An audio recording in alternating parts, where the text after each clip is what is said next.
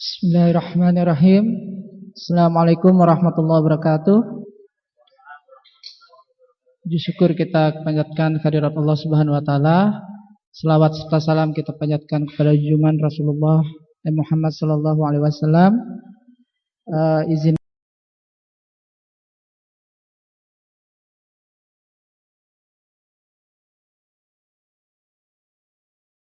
Izinkan saya pada malam ini mungkin mencoba mengingatkan diri saya, menyampaikan satu hal dari buku Taubat karangan Yusuf Qaradawi, insyaallah dalam lebih kurang 10 menit. Ibnu Qayyim rahimahullah pernah menyampaikan bahwa bulan Ramadan sesuai dengan asal usul katanya, yaitu panas yang membakar begitu. Itu adalah kesempatan kita untuk memohon ampunan kepada Allah. Ibnu Qayyim mengumpamakan proses penghapusan dosa tadi atau memohon ampunan tadi ibarat orang yang mandi ke sungai-sungai.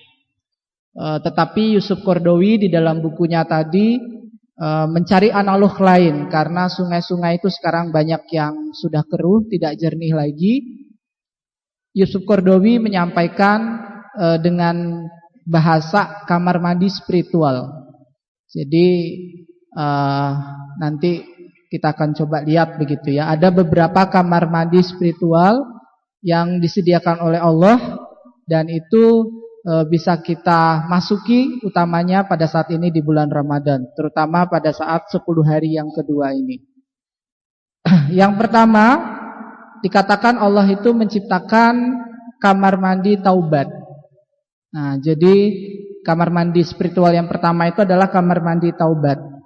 Sebetulnya kamar mandi taubat ini disediakan Allah itu bahkan setiap hari begitu ya, setiap kita sholat ya, kemudian bisa mingguan ya, setiap sholat Jumat, kemudian bisa bulanan ya, bulanan mungkin yang rajin Ayyamul Bid begitu ya, puasa tengah bulan ya, pada bulan Hijriah. Kemudian tahunan ya, ibadah haji, dan tentunya juga seumur hidup ya, ibadah haji. Kemudian tentunya yang seperti sekarang yang kita sedang laksanakan, saum di bulan Ramadan. Nah, proses taubat ini merupakan sesuatu yang sangat penting. Jadi di dalam surat At-Tahrim ayat 8 ya, Allah berfirman, ya ayyuhallazina amanu tubu ilallahi taubatan nasuha. Asa rabbukum ayyukaffira ankum sayyi'atikum wa yudkhilkum jannatin tajri min tahtihal anhar. Hai orang-orang yang beriman, bertaubatlah kepada Tuhanmu dengan sebenar-benarnya taubat, yang akan menghapus kesalahan-kesalahanmu dan akan memasukkan kamu ke dalam surga yang mengalir di bawahnya sungai-sungai. Proses taubat itu harus dilakukan secara terus-menerus. Bahkan di dalam suatu riwayat ya, Al-Hakim itu meriwayatkan dari Uqbah bin Amir, ada seorang laki-laki bertemu dengan Rasulullah, lalu dia berkata, ya Rasulullah, salah seorang di antara kami melakukan dosa. Kemudian Rasulullah menjawab, itu akan menjadi tanggungannya sendiri. Kemudian laki-laki tadi berkata lagi, ya Rasul, kemudian dia memohon ampunan dan bertaubat. Kemudian Rasulullah mengatakan, bersabda, Allah akan mengampuni dosanya. Kemudian laki-laki itu mengatakan lagi, tetapi setelah itu dia berbuat dosa lagi. Kemudian Rasulullah bersabda, itu menjadi tanggungan dirinya. Dan laki-laki itu berkata lagi, setelah itu dia pun meminta ampun dan bertaubat lagi. Kemudian Rasulullah bersabda, Allah akan mengampuni dosa-dosanya. Terakhir laki-laki itu mengatakan lagi, dia kemudian berbuat dosa lagi. Kemudian Rasulullah mengatakan, memohon ampun kepada Allah sampai dia bosan, karena Allah tidak pernah bosan kepadanya. Jadi walaupun kita bukan berarti boleh atau artinya kita kemudian ada anjuran untuk melakukan dosa, karena itu sesuatu yang tidak disengaja, bukan sesuatu yang disengaja ya. Tapi proses taubat itu harus dilakukan secara terus-menerus. Kemudian kamar mandi spiritual yang kedua, kata Yusuf Qaradawi, adalah istighfar. Sebetulnya istighfar itu penyempurnaan dari taubat. Jadi dua proses yang dilakukan secara serta-merta. Ya, jadi dengan istighfar insya Allah ini akan bisa juga menghapuskan dosa, ya.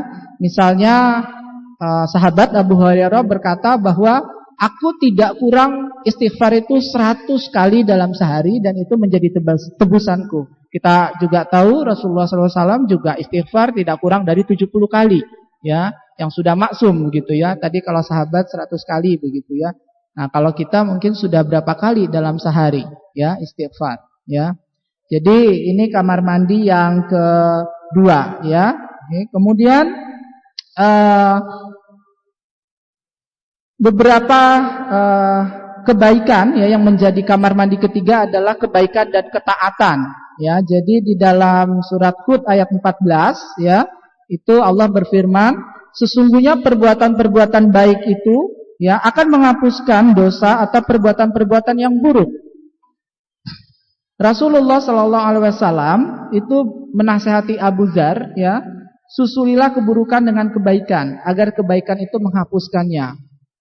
Nah, kemarin mungkin juga dalam beberapa ceramah ya, misalnya bagus sekali Ustadz Didin menyampaikan minimal kalau di dalam bulan Ramadan ini ada 3 kebaikan yang utama yang bisa kita kerjakan, ya.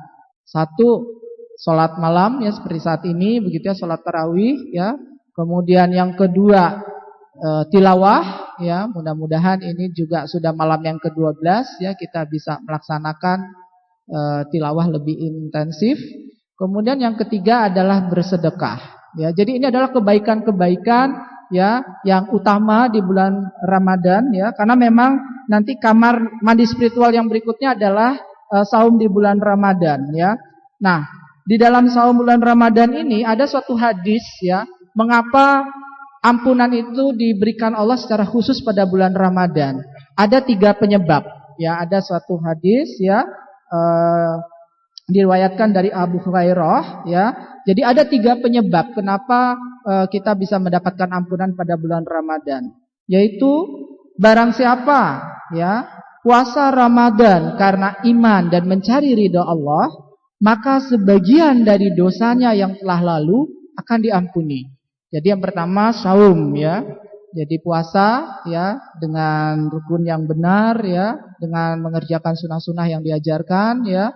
Kemudian siapa yang mendirikan sholat malam pada bulan Ramadan ya karena iman dan mencari ridha Allah, maka sebagian dari dosanya yang telah lampau diampuni. Jadi yang kedua adalah mendirikan sholat malam. Jadi kalau mendirikan sholat malam kita usahakan ya, walaupun hukumnya tidak wajib tapi sunnah muakkad ya, kita datang untuk bersama-sama berjamaah menegakkan sholat tarawih ya. Kemudian dan siapa yang mendirikan sholat pada saat Lailatul Qadar ya karena iman dan mencari ridha Allah ya, maka sebagian dari dosanya yang telah lampau diampuni. Jadi ini kira-kira ya 3 hal ya yang menyebabkan memang kita itu bisa mendapatkan ampunan pada bulan Ramadan. Masih banyak kamar mandi yang lain tadi yang sudah disampaikan ya, bersilaturahim, kemudian tadi bersedekah ya, walaupun dengan senyuman misalnya kalau memang sedang tidak ada rezekinya ya. Tapi kalau kotak infak keropak lewat ya jangan disenyumi ya. Jadi senyumnya harus senyuman dari ini ya, dari yang biru atau yang merah begitu ya.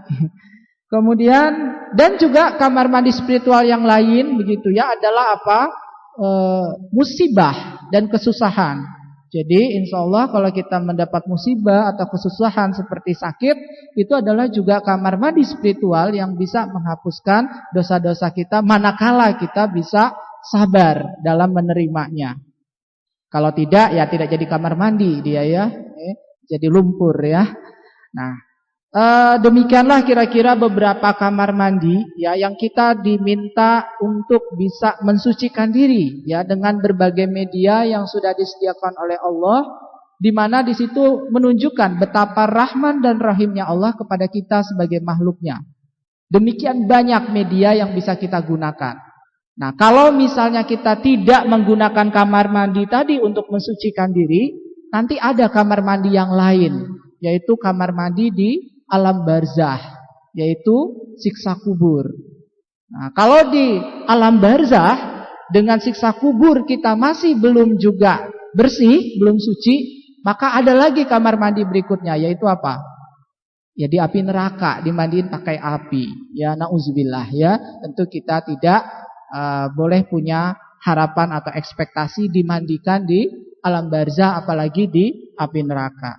Jadi kamar mandi spiritual ini mudah-mudahan kita bisa masuki ya, sehingga nanti bisa menghapuskan dosa-dosa yang sudah lampau ya. Dan kita berusaha untuk tidak melakukan lagi. Tetapi tadi tetap diingat bahwa mana kita melakukan dosa begitu ya, kita bisa melakukan proses taubat tadi secara terus-menerus. Karena memang fitrahnya manusia itu lemah, manusia itu pelupa, manusia itu suka terburu-buru, tergesa-gesa sehingga seringkali mungkin menyimpang begitu ya.